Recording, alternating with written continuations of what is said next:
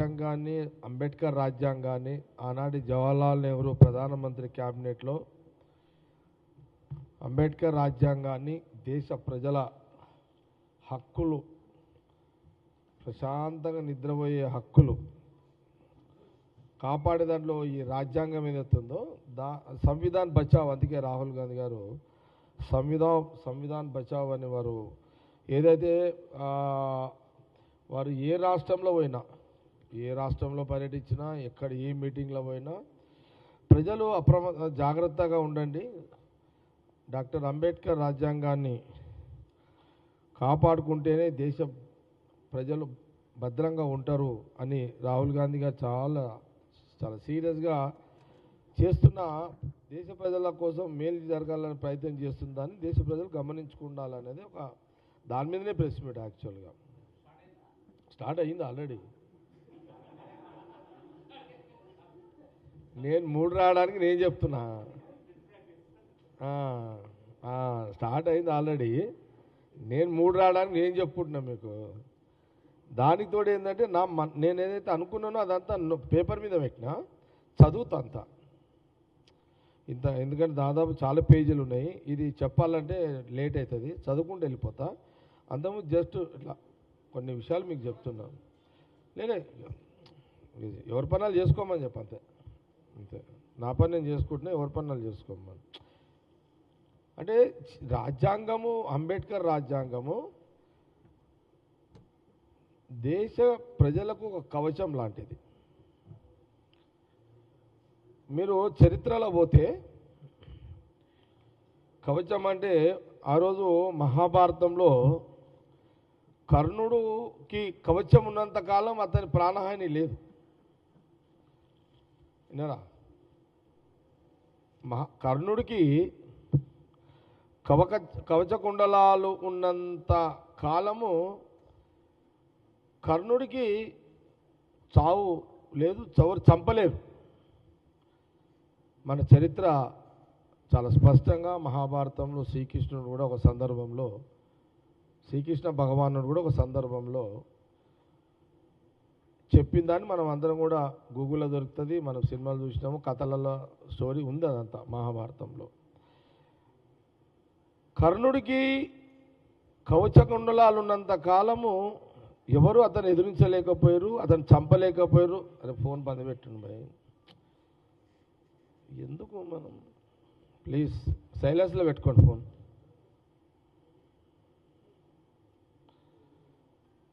కవచకుండలాలు ఉన్నంత కాలము కర్ణుడిని ఎవరు చంపలేకపోయారు, దరిదాపుల దగ్గర పోలేకపోయారు, ఆయన ఏం చేయలేకపోయారు. ఎప్పుడైతే కర్ణుడు కవచకుండలాలు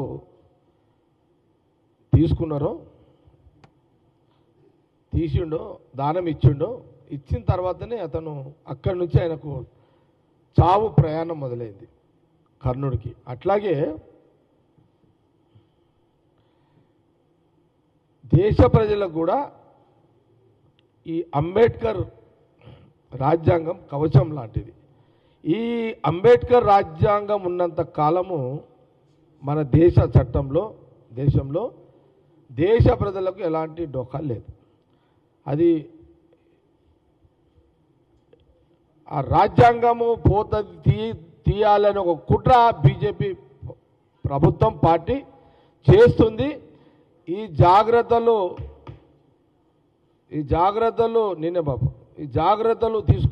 తీసుకోండి అని రాహుల్ గాంధీ గారు పదే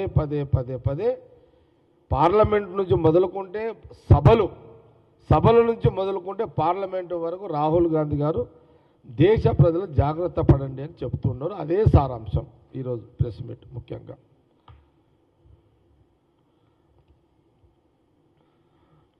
ప్రధానంగా స్వాతంత్రం రాకముందు మన దేశంలో చక్రవర్తులు దేశాన్ని పరిపాలించారు, రాజులుగా చక్రవర్తులుగా కొనసాగారు. తర్వాత ముస్లింలు పరిపాలించారు, బ్రిటిష్ వాళ్ళు వచ్చారు.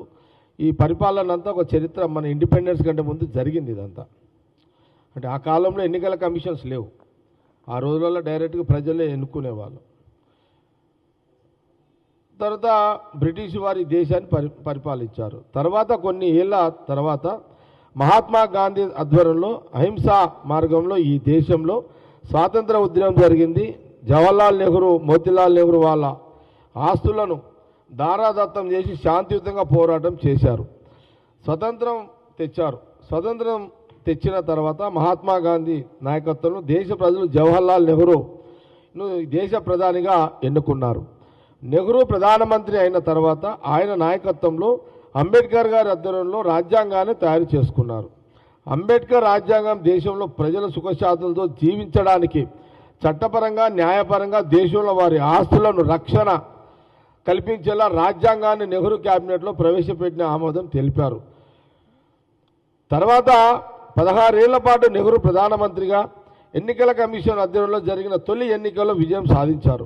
ఓటు ద్వారా ఆ కాలంలో దేశంలో అభివృద్ధి మొదలైంది. ఇండస్ట్రీస్ కానీ, వ్యవసాయం కానీ, ఆహార భద్రత కానీ ఇవన్నీ నెహ్రూ ప్రారంభించినవే. మనిషికి కావాల్సింది ఏంటిది? ఆహారము, ఆరోగ్యము, చదువు, ఉపాధి. ఇలా గ్రామం నుంచి పట్టణం వరకు ప్రతి మానవుడు జీవించే క్రమంలో అన్ని ఏర్పాట్లయ్యే వ్యవస్థను జవహర్లాల్ నెహ్రూ గారు ఆ రోజు తయారు చేయడం జరిగింది. దాని తర్వాత ఇందిరాగాంధీ గారు 15 సంవత్సరాల పాటు ప్రధానిగా సేవలు అందించారు. బ్యాంకుల గ్రామం నుంచి పట్టణం వరకు అందరికీ అందుబాటులో తీసుకొచ్చారు. ఏంటి? బ్యాంక్స్ అంటే జనరల్గా ఏంటంటే గతంలో మన ప్రైవేటీ ఉంటుండే, అవన్నీ ప్రభుత్వ పరంగా బ్యాంకులను ప్రజలకు తీసుకొచ్చారు. ఒకప్పుడు బాగా డబ్బులున్న వాళ్ళు గుడి కిందనో సంపదను దాచుకునేవాళ్ళు. అంతేనా పవన్? కరెక్టే కదా హిస్టరీలో? ఇంట్లో గుంతలు తవ్వి ఇళ్లలో ధనాన్ని దాచిపెట్టుకునేవాళ్ళు, దాన్ని దాచుకునేవారు. స్వాతంత్రం వచ్చిన తర్వాత డబ్బులున్న వాళ్ళే బ్యాంకులు పెట్టారు. బ్యాంకులు ప్రైవేట్ రంగంలో ఉండేవి.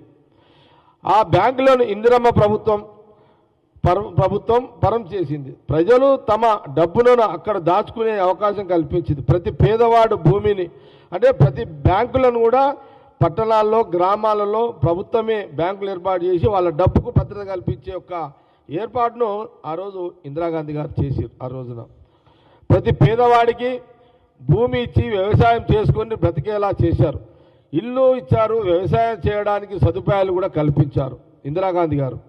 ఆ తర్వాత రాజీవ్ గాంధీ గారు వచ్చారు. ఐటీ టెక్నాలజీ తీసుకొచ్చారు. ఈరోజు ఐటీలో లక్షల మందికి ఉద్యోగాలు వస్తున్నాయంటే రాజీవ్ గాంధీ గారు వేసిన ఫౌండేషన్ కారణం. సెల్ ఫోన్ వాడకం అందరికీ అందుబాటులోకి రావడం ఇలాంటివి రాజీవ్ గాంధీ ప్రణాళికలో భాగమే. 18 ఏళ్ల యువతీ యువకులను ఓటు హక్కు కల్పించిన ఘనత కూడా రాజీవ్ గాంధీదే. దేశ భవిష్యత్తు నిర్ణయించే పాలకులను ఎన్నుకోవడంలో యువతీ యువకులను భాగస్వామ్యం చేసింది రాజీవ్ గాంధీ వారే. జవహర్లాల్ నెహ్రూ, అంబేద్కర్ గారు, ఇందిరాగాంధీ గారు దేశ ప్రజల హక్కులు కల్పించడం, వారికి అండగా ఉండడం, ఆదుకోవడం దృష్టి పెట్టారు. అప్పుడు బీజేపీ లేదు, మోడీ లేరు, అమిత్ షా లేరు. వీళ్ళెవరూ లేనప్పుడే దేశం అభివృద్ధికి పునాదులు వేసింది ఇందిరాగాంధీ గారు, రాజీవ్ గాంధీ గారు, సోనియా గాంధీ గారు సూచనలతో ప్రధాని పదవి చేపట్టిన పివి నరసింహారావు గారు రాష్ట్ర ఆర్థిక సంస్కరణలు తీసుకొచ్చారు ఆ రోజు సోనియా గాంధీ గారి సూచనలలో. దాని తర్వాత సోనియా గాంధీ నాయకత్వంలో మన్మోహన్ సింగ్ గారి నేతృత్వంలో ఉపాధి హామీ పథకం లాంటి పథకాలు తీసుకొచ్చారు. ఈరోజు దేశంలో ప్రతి వ్యక్తి స్వేచ్ఛగా స్వతంత్రంగా జీవిస్తున్నారంటే కారణం జవహర్లాల్ నెహ్రూ నుంచి ఇందిరాగాంధీ, రాజీవ్ గాంధీ, మన్మోహన్ సింగ్లు వాళ్ళు వేసినటువంటి ఫౌండేషన్. ఈవెన్ కాంగ్రెస్ పార్టీ మద్దతుతో కొందరు ప్రధానమంత్రులు అయ్యారు. వారు కూడా రాజకీయాలు పక్కన పెట్టి పనిచేశారు. అంటే ఎన్నికలకు ముందు రాజకీయాలు, ఎన్నికల తర్వాత రాజకీయాలతో సంబంధం లేకుండా పాలన చేశారు. అది ప్రజలు గమనించాలి.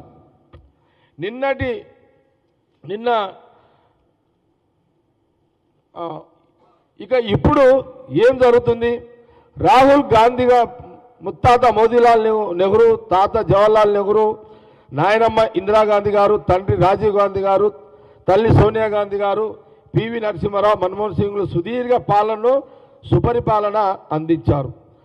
ఈరోజు అన్నీ మనం అనుభవిస్తున్నామంటే ఆనాటి నుంచి ఈనాటి వరకు రాహుల్ గాంధీ గారి కుటుంబమే. అన్నిటికీ కారణం కదా, ఫౌండేషన్ వాళ్ళదే కదా అనేది కాంగ్రెస్ పార్టీ మీడియా ద్వారా స్పష్టం చేస్తున్నది. కానీ 2014లో మోడీ ప్రధానమంత్రి అయ్యాక అంటే 2014లో ప్రజలు ఎన్నుకున్నారు, అందులో ఏం డౌట్ లేదు. అయ్యాక మళ్ళీ రెండో ఎన్నికలకు 2019లో ఎన్నికల కమిషన్ను అడ్డం పెట్టుకొని కొన్ని సీట్లు మెరుగుపరుచుకొని షార్ట్కట్లో ఆ ఎన్నికల కమిషన్ ద్వారా ఓటు చోరీ చేసి అధికారంలోకి వచ్చారు. అందుకే రాహుల్ గాంధీ గారు పోరాడుతున్నారు. ప్రతి ఒక్కరూ ఓటు చోరీకి గురైందని, దొంగలించబడుతుందని, దీనివల్ల ప్రమాదంలో పడుతున్నాం, జాగ్రత్త పడండి అని రాహుల్ గాంధీ గారు అంటున్నారు.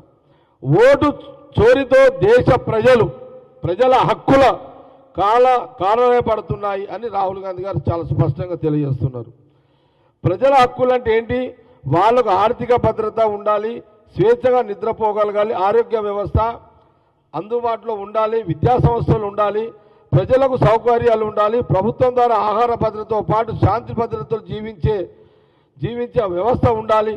కానీ ఇవన్నీ ఎప్పుడు ఉంటాయి? ప్రజలు తమకు నచ్చిన వారికి స్వేచ్ఛగా ఓటు వేసినప్పుడు మాత్రమే ఉంటాయి. కానీ ఇప్పుడు ఏం జరుగుతుంది? ఓటు దొంగలించబడుతుంది.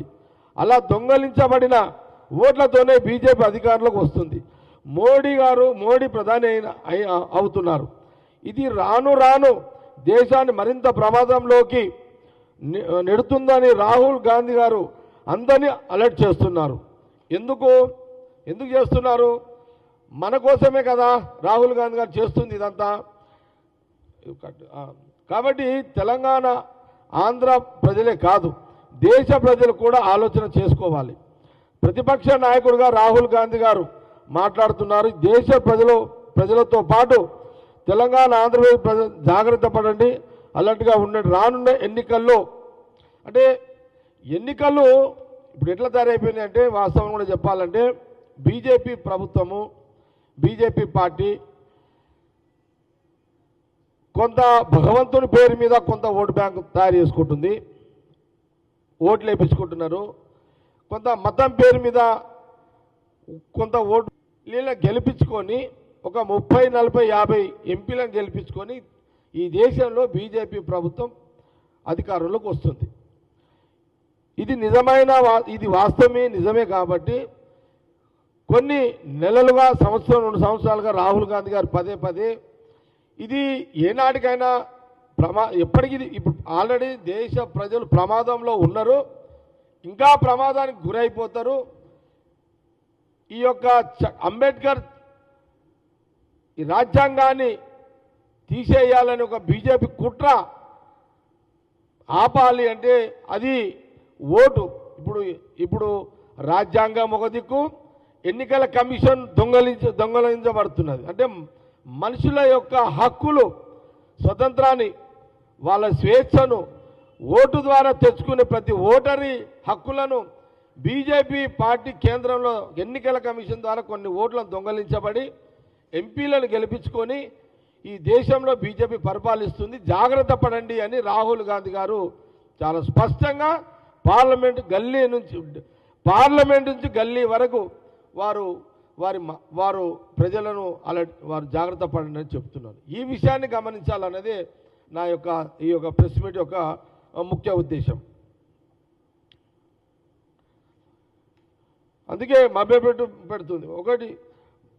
ఇంకొకటి బీజేపీ అధికారం రాకముందు 54 లక్షల కోట్ల అప్పు ఈ దేశానికి ఉండే. బీజేపీ వచ్చాక దాదాపు ఇప్పుడు 140 లక్షల కోట్ల అప్పు ఇప్పుడు ఉంది. అంటే ఇప్పుడు మనము 67 స్వతంత్రం వచ్చిన తర్వాత 67 సంవత్సరాలు పాలనలో మన దేశం యొక్క అప్పు కేవలం 54 లక్షలు.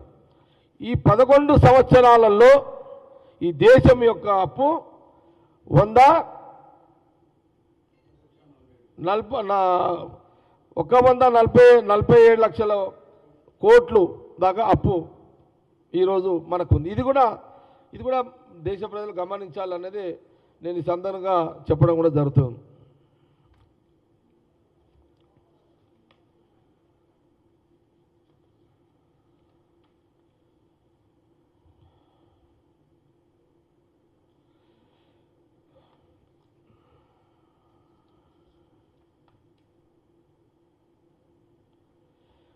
దీనికి అంటే ఏ రోజు కూడా రాహుల్ గాంధీ గారి యొక్క కుటుంబము ఓట్ల కోసమో అధికారం కోసమో ఎప్పుడు కూడా వాళ్ళు జీవిస్తలేరు. వాళ్ళు ఆనాటి నుంచి ఈనాటి వరకు కూడా రాహుల్ గాంధీ గారు ఆ కుటుంబము దేశ ప్రజలు బాగుండాలి, అందరూ మంచిగా ఉండాలి అనే ఒక ఆలోచనలోనే రాహుల్ గాంధీ గారి యొక్క తాపత్రయం అంతా కూడా. మనం చాలా సందర్భాల్లో మీడియా ముందు కాదు, అందరం కూడా అందరికి తెలిసిన విషయం, అయినా పదే పదే చెప్పాల్సిన అవసరం ఉన్నది. మరి అనేక సందర్భాల్లో వాళ్ళ కుటుంబంలో ఆస్తుల త్యాగమే కాదు, ప్రాణ త్యాగాలు కూడా చేసిన చరిత్ర ఉన్నది. ఇందిరాగాంధీ గారు, రాజీవ్ గాంధీ గారు, ఇది ఎవరు కూడా కాదనికే లేదు.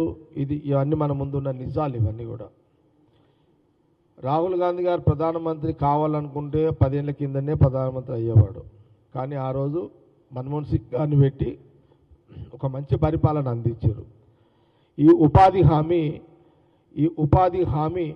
చూడండి, ఈ ఉపాధి హామీ వల్ల గ్రామంలో ప్రతి గ్రామంలో ప్రతి పేదవాడు, ప్రతి కుటుంబంలో 5 మంది ఉంటే కూడా ఆ గ్రామాన్ని అభివృద్ధి చేసుకుంటూ వాళ్ళు జీవించడానికి ఒక ఉపాధి హామీ పథకాన్ని మరి ఆ రోజు సోనియా గాంధీ గారి యొక్క నాయకత్వంలో రాహుల్ గాంధీ గారు మరి మన్మోహన్ సింగ్ గారు ప్రధానమంత్రిగా మరి కొన్ని సంవత్సరాలు ఈ ఉపాధి హామీ వల్ల దేశ ప్రజల ఆర్థిక వ్యవస్థ అందుబాటులో తీసుకురావడం జరిగింది.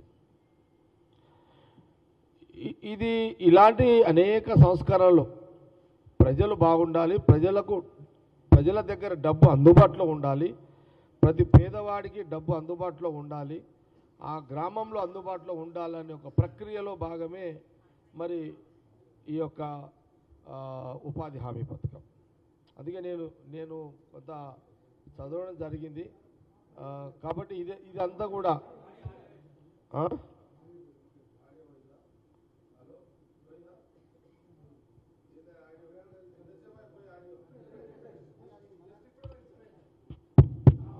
వచ్చింది. ఓకే, వస్తుందా? అయితే మనము పదే నేను చాలా సందర్భాల్లో అందరూ అంటారు, అరే అమ్మ మీకు కూడా అనిపిస్తుంది, జగన్రెడ్డి వస్తే రాహుల్ గాంధీ అంటాడు, ఇందిరాగాంధీ అంటాడు, నెహ్రూ అంటాడు, మోతీలాల్ నెహ్రూ అంటాడు, రాజీవ్ గాంధీ అంటాడు, సోనియా గాంధీ అంటాడు. ఈరోజు ఈ గాంధీ భవన్లో మీడియా వాళ్ళు కానీ, ఈరోజు కెమెరామెన్లు కానీ, ఈరోజు మీరు ఫోన్లలో మీరు కొడుతున్నారు నేను మాట్లాడుతుంటే, ఇవన్నీ కూడా ఇంత టెక్నాలజీ తీసుకొచ్చింది ఎవరు? రాజీవ్ గాంధీ గారు. మీరు రాజీవ్ గాంధీని యాడ్ చేస్తున్నారా? మీరు చేస్తలేరు. మీరు ఎవరిని యాడ్ చేస్తున్నారు? అంతా మోడీ. ఏం చేసిండు మోడీ? ఇప్పుడు ఒకటి చెప్పండి, మీరే చెప్పండి, జర్నలిస్టులే చెప్పండి, అడుగుతున్నా. ఏం చేసిండు చెప్పు, మోడీది ఒక్కటి చెప్పండి.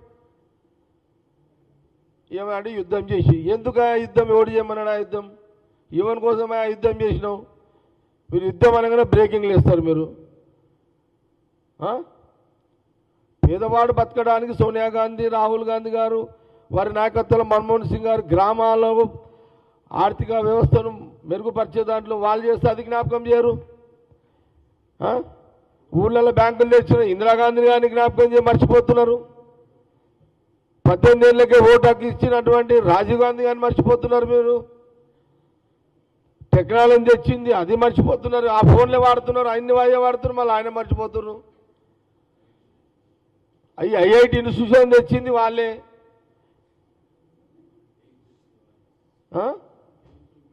ఏదైనా ఎయిమ్స్ కానీ మెడికల్స్ వాళ్ళు చెయ్యంది ఏముంది? మేమేమంటున్నామంటే మనం ఇవన్నీ మర్చిపోయి ఈరోజు కనబడేదే కరెక్ట్గా అంటే ఎట్లా? ఒక్క మాట చెప్పండి, నేను అడుగుతున్నా, గాంధీ భవన్ మీడియా ద్వారా అడుగుతున్నా అందరినీ. మోడీ గారు 11 సంవత్సరాలలో ఈ దేశ ప్రజలకు ఈ పని చేసి పెట్టుండు అని ఒకటి చెప్పండి. ఒకటేమో ఓట్ చోరీ, ఇంకోటేమో రాజ్యాంగాన్ని ఎట్లా ఎత్తివేయాలి. ఇదే కదా వాళ్ళు చేసేది. అందుకే రాహుల్ గాంధీ గారికి ప్రతిపక్ష నాయకుడు కానీ కాదు, ఆయన ఈ దేశ ప్రజల యొక్క మేలు కోరే ఆ కుటుంబం యొక్క వారసత్వం అది. ఆ గుణగణాలు రాహుల్ గాంధీ గారు వాళ్ళ కుటుంబంకే ఉన్నాయి.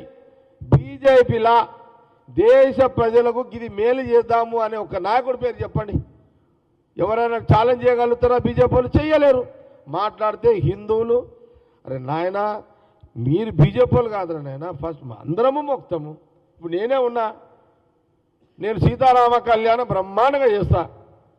బీజేపీలో తెలంగాణ ఒక్క నాయకుడిని ఏమని చెప్పు. సంగారెడ్డిలో సీతారామ రామ్నగర్ రామ్ మందిర్లో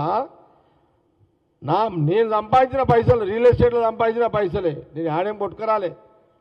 నేను రియల్ ఎస్టేట్లో సంపాదించిన పైసలతోటి దగ్గర దగ్గర ఒక మంచిగా బ్రహ్మాండంగా ఊరు పబ్లిక్ వస్తుంది కళ్యాణానికి, సీతారామ కళ్యాణానికి ఓ 3 కోట్లు ఖర్చు పెడతాము, బ్రహ్మాండంగా చేస్తాం. అట్లా బీజేపీ వాళ్ళు చూపెట్టుండి ఒక్కరిని. తెలంగాణ గడ్డ మీద వైభవంగా కళ్యాణం సీతారాములది. బీజేపీ వాడు ఒక్కడైనా హైదరాబాద్లో ఉన్నాడా? ఆంధ్రప్రదేశ్లో హైదరాబాద్లో చెప్పుడే అక్కడన్నా. నేను ఎప్పుడన్నా సీతారామ కళ్యాణం చేస్తాను ఓట్లు అడిగి నానా ఎప్పుడన్నా?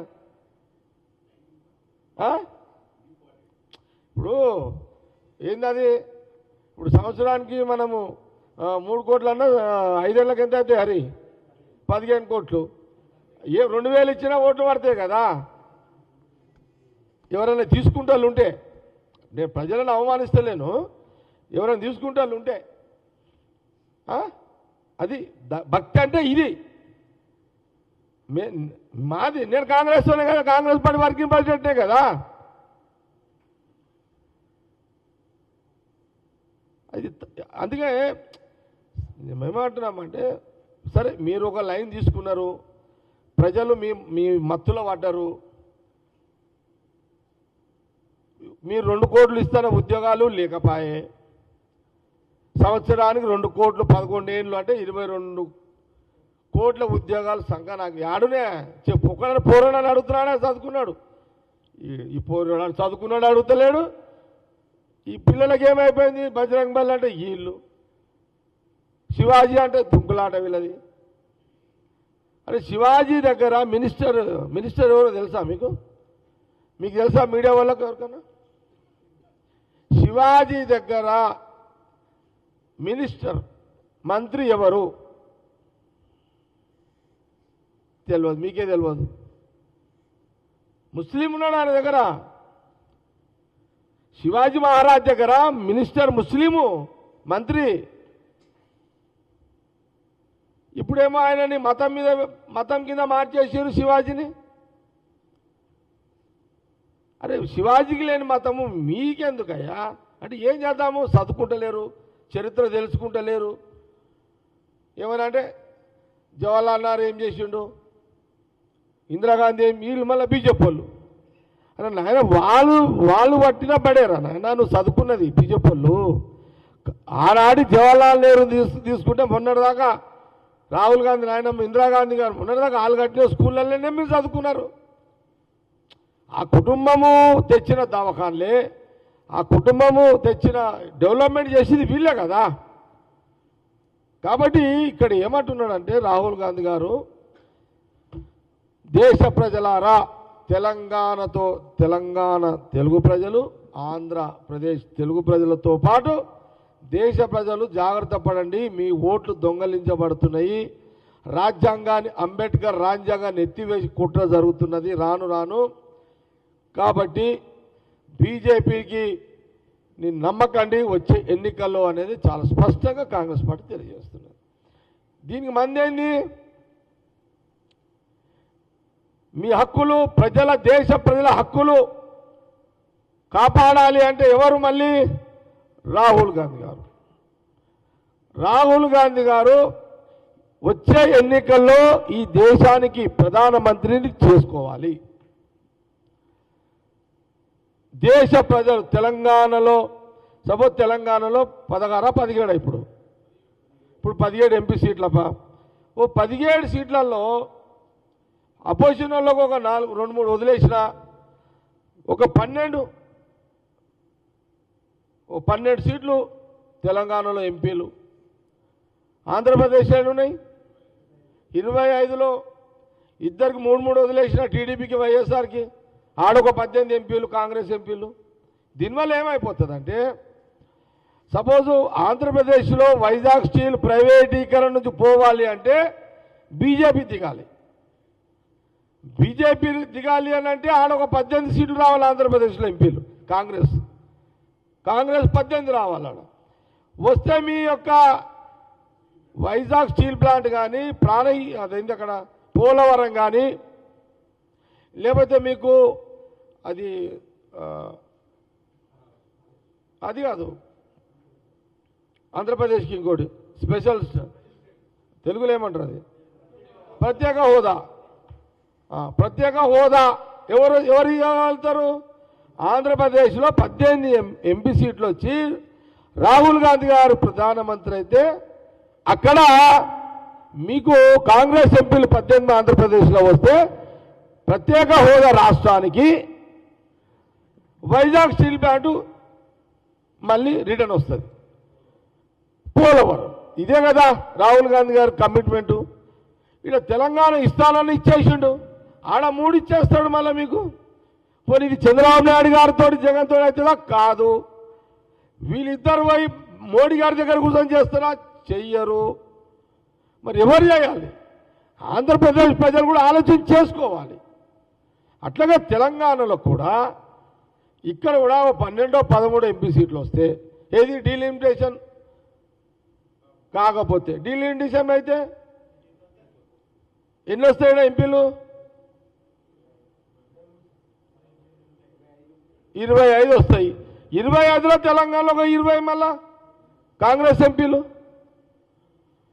ఆంధ్రప్రదేశ్లో 30 అనుకో,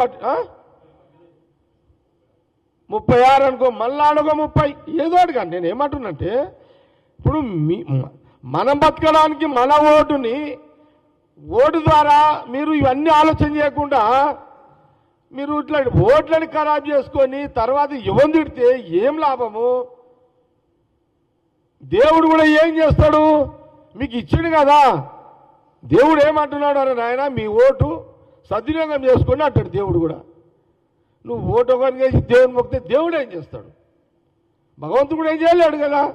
అందుకే రాహుల్ గాంధీ గారు పదే తెలంగాణ ఆంధ్రప్రదేశ్ ప్రజలతో పాటు దేశ ప్రజలకు కూడా జాగ్రత్త పడండి, మీ ఓట్లు మీకు తెలియకుండా దొంగ ఓట్లు తయారవుతున్నాయి, ఓట్లు వేస్తున్నారు, జాగ్రత్త పడండి అని అంటున్నాడు. ఎప్పుడైతే ఇప్పుడు సపోజ్ ఈ దేశంలో 540 ఎంపీలు 500 ఎంపీలు ఎన్నికలు జరిగితే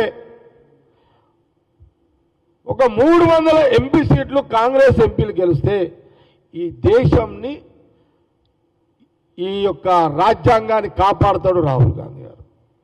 543 ఎంపీ సీట్లకు పోటీ జరిగితే 300 సీట్లు ఎంపీలను కాంగ్రెస్ను గెలిపిస్తే అప్పుడు ఈ దేశ ప్రజలకు మీరు కోరుకున్న ఇంకా అన్నిటికంటే మెయిన్ ఏంటంటే ఈ రాజ్యాంగాన్ని చట్టాన్ని కాపాడతాడు. దానివల్ల మీరు సుఖశాంతులతో జీవించే ఆ చట్టాన్ని కాపాడతాడు. ఇది గమనించండి. లేదు ప్రధానమంత్రి మోడీ ప్రభుత్వము డీలిమిటేషన్ ఒకవేళ చేస్తే అయితే నాకు తెలియదు అవుతుందో కాదో, అయితే ఎంత అప్పుడు సీట్లు 835.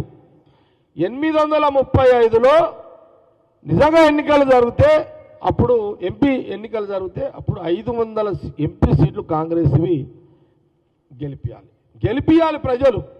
గెలిపిస్తే 543 ఉంటేనేమో 300 కాంగ్రెస్ ఎంపీలు, 835 వస్తేనేమో 500 ఎంపీ కాంగ్రెస్ ఎంపీలు గెలిపించాలన్నదే కాంగ్రెస్ పార్టీ తెలంగాణ భవన్ నుంచి మీడియా ద్వారా 2 రాష్ట్రాల ప్రజల పాటు దేశ ప్రజలకు తెలియజేయడం జరుగుతుంది.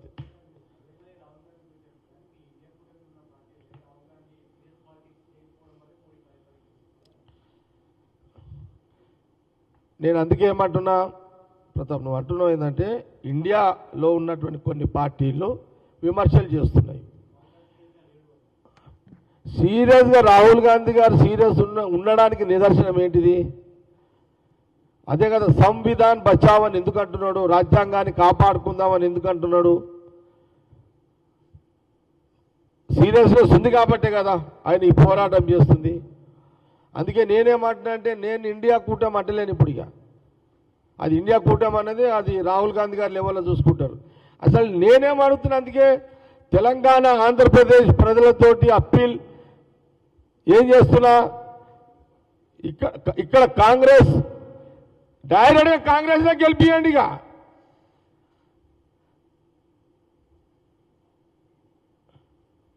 ఇప్పుడు మళ్ళీ మీకు చెప్తున్నా, ఉమ్మడి రాష్ట్రం కాంగ్రెస్, అది ఉమ్మడి రాష్ట్రంలో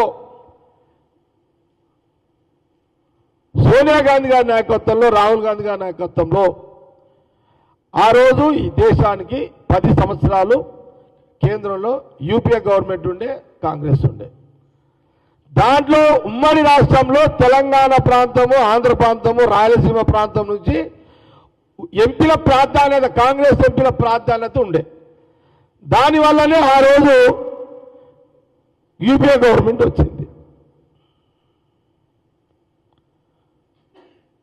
ఆ 10 సంవత్సరాల కాలంలో ఉమ్మడి రాష్ట్ర ప్రజలు హ్యాపీగానే ఉన్నారు కదా. మీడియా వ్యవస్థ కూడా స్వేచ్ఛగా బతికింది కదా. మళ్ళీ ఇక్కడ ఏం చెప్తున్నా, ఇప్పుడు 2 రాష్ట్రాలు అయిపోయినాయి కాబట్టి ఉమ్మడి రాష్ట్రంలో కాంగ్రెస్ ఎంపీలను ఎట్లయితే గెలిపించి కేంద్రంలో అధికారం కోసం మీరు సపోర్ట్ ఇచ్చారో, ఈ 2 రాష్ట్ర ప్రజలు ఆ రోజున మళ్ళీ వచ్చే ఎన్నికల్లో రాహుల్ గాంధీ ప్రధాని కావడానికి అలాంటి రిజల్టే ఇవ్వాలనేదే నేను ఈ మీడియా కాన్ఫరెన్స్ ద్వారా తెలియజేస్తున్నాను.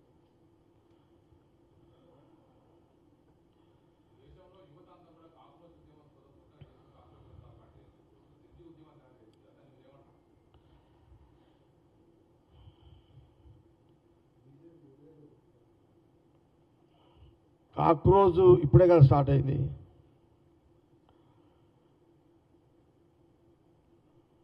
ఈ కాక్రోజ్ అనేది ఒక వాళ్ళ ఉద్దేశం ఇంకా పూర్తిగా రావాలి బయటికి, వాళ్ళు పూర్తిగా రావాలి. ఇంకా ఇప్పుడు వాళ్ళ కాన్సెప్ట్, వాళ్ళ ఆలోచన ఇంకా రావాలి బయటికి. వాళ్ళు మోడీ 11 ఏళ్ల పాలన చూసింది, ఏంటది, అది ఏమంటారు తెలుగు, కాక్రోజు ఉద్యమము, ఆ వ్యవస్థాపకులు ఎవరైతే ఉన్నారో కాక్రోజ్, వాళ్ళు 2 చూడాలి. ఈ దేశంలో 11 ఏళ్ల పాలన మోడీ బీజేపీ ప్రభుత్వం యొక్క పనితీరు చూడాలి, ఈ కాక్రోజ్ ఆ వ్యవస్థ నాయకత్వము. అట్లాగే జవహర్లాల్ నెహ్రూ నుంచి తీసుకుంటే ఈనాటి రాహుల్ గాంధీ వాళ్ళ ఫ్యామిలీ పరిపాలన మీద కూడా చూడాలి. ఈ కంపారిజన్ చేయాలి ఈ 2 పాలన మీద చేసి, వాళ్ళకు కూడా ఈ కాక్రోజ్ వ్యవస్థ లీడర్షిప్ కూడా తెలిసిపోతుంది. ఏం తెలుస్తుంది వాళ్ళకు కూడా, ఇది ఓట్లతో రాజకీయ ఈ బీజేపీ డూప్లికేట్ అనేది వాళ్ళకి తెలిసిపోతుంది. కాంగ్రెస్ బెస్ట్ అనేది ఒక అవగాహన వస్తుంది వాళ్ళకు. కాక్రోజ్ కూడా వాళ్ళు మేలు చేయాలి దేశ ప్రజలకు అని అనుకున్నప్పుడు, మేలు చేయాలని అనుకున్నప్పుడు బీజేపీ 11 ఏళ్ళ షార్ట్ చూసింది కాబట్టి వాళ్ళని వీళ్ళకి కంపేర్ చేసినప్పుడు వాళ్ళ గుణగణాలు ఏంది, వాళ్ళ రాహుల్ గాంధీ ఫ్యామిలీ యొక్క గుణగాలు ఏంది, వాళ్ళు ఎట్లా పరిపాలించారు, వాళ్ళు చేసింది ఏంది అనేది. ఈరోజు ఈ కాక్రోజ్ ఉద్యమము ఎక్కడి నుంచి మొదలైంది? టెక్నాలజీ నుంచే కదా, సోషల్ మీడియా. ఇదేవారు తయారు చేసింది, ఎవరు ఇది? ఈ కాక్రోజ్ ఉద్యమము ఖాళీ ఏది బటన్ నొత్తగానే ఇప్పుడు సోషల్ మీడియాలో వస్తుందంటే కారకులు ఎవరు? రాజీవ్ గాంధీ గారు. ఓకే, ఈ టెక్నాలజీని తీసుకొచ్చింది ఎవరు? కాక్రోజ్ లాంటి ఉద్యమ నాయకుల ఆలోచన కలిగించి ఇదొక వెలుగులో తెచ్చింది కారకులు ఎవరు? రాజీవ్ గాంధీ గారు. కాబట్టి కాక్రోజ్ కాన్సెప్ట్ ఇంకా చాలా బయటికి రావాలి. వచ్చిన తర్వాత దాని గురించి మనం మాట్లాడదాం. అదేమి వాళ్ళు ఒక మంచి ఉద్దేశంతో వచ్చిరని మనం అనుకుందాం. మంచి ఉద్దేశంతో వాళ్ళు వచ్చిర్రు, కానీ మంచోళ్ళని చూసుకోవాలనేది మనం కాక్రోచ్కి వాళ్ళకి మరి తెలుగు వస్తుంది వాళ్ళకు. నేను తెలుగులో చెప్పినా కదా, నేను తెలుగులో చెప్పింది మరి వాళ్ళకి ఎవరు పంపండి మరి మీరన్నా. నేనేమంటున్నా స్వామి, నేను తెలుగులో చెప్పినా కదా వాళ్ళకి అర్థం. కాక్రోజు వాళ్ళు ఆ టీంకి నేను చెప్పింది అర్థమవుతుందా?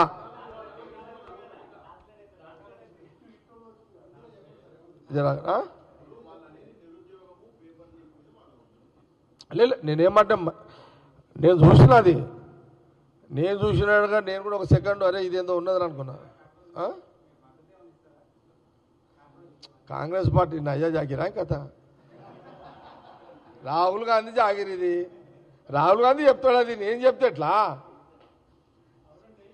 నేను ఈడ కొలువు చేస్తున్నామై నాకు భాష రాహుల్ గాంధీ.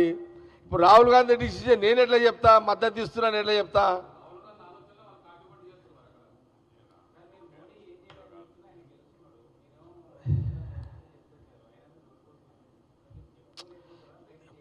ఏదన్నా రాకేష్, ఏది నిజం నిజమే, చరిత్ర చరిత్రనే. చరిత్రని ఎవరు కాదన్నారు కదా. నేను ఒక కర్ణుని గురించి కోడ్ చేసినట్టు చరిత్ర కదా, హిస్టరీ కదా. నేను ఒక కర్ణుడు గురించి కోడ్ చేసిన చరిత్ర. మోతీలాల్ నెహ్రూది చరిత్ర, జవహర్లాల్ నెహ్రూ చరిత్ర, మహాత్మా గాంధీ చరిత్ర, ఇందిరాగాంధీ గారితో చరిత్ర, రాజీవ్ గాంధీ చరిత్ర. చరిత్రలు కాబట్టి చెప్తున్నా. నేను తయారు చేసినవి కావు, రాసినవి కావు ఇవి. పోనీ మీరు చెప్పండి, మోడీ గారి గురించి చరిత్ర ఉంది, బీజేపీ వాళ్ళ మీద ఏం చరిత్ర ఉందని చెప్పమంటారో చెప్తా. అది కూడా మీరేమైనా చెప్పగలుగుతారా? మరి హిందూ ఓట్ చోరీ వాళ్ళది, రెండే కదా వాళ్ళు చేసేది.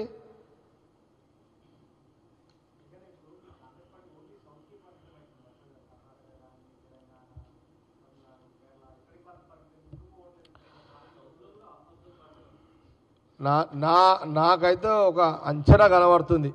అంటే నాకేం సర్వేలు గిర్వేలు కాదు. దేశ ప్రజలు రాహుల్ గాంధీ ప్రధానమంత్రిని చెయ్యాలి, ఈసారి చేస్తేనే కొంత మనకు బాగుంటుంది అనే ఆలోచన ప్రజలు ఆలోచన చేస్తున్నట్టుగా కనబడుతుంది. ప్రధానమంత్రి మోడీకి అహంకారం పెరిగిపోయింది, పాలన మీద ఆలోచన లేదు.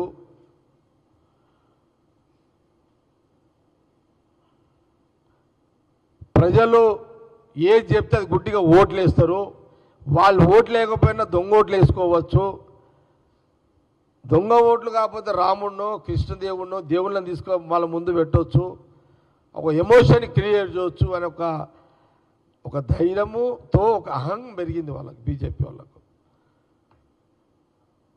ప్రతి అహంకారిని ఒక కాలము, ప్రతి అహంకారి నాయకుడిని ఒక సందర్భంలో ఈ కాలం ఎప్పుడు కూడా పడేస్తుంది. కాలం డిసిషన్ చేస్తుంది, టైం డిసిషన్ చేస్తుంది, కాలం నిర్ణయిస్తుంది.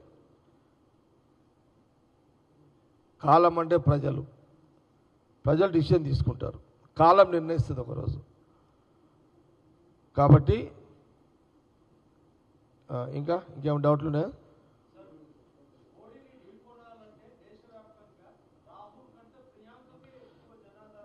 మన టాపిక్ కాదు అది. మనము కాంగ్రెస్ లిమిట్స్ ఉండాలి. నేను కొంత లిమిట్లు ఉండి మాట్లాడాలి, లిమిట్స్ దాటి నేను పోవద్దు.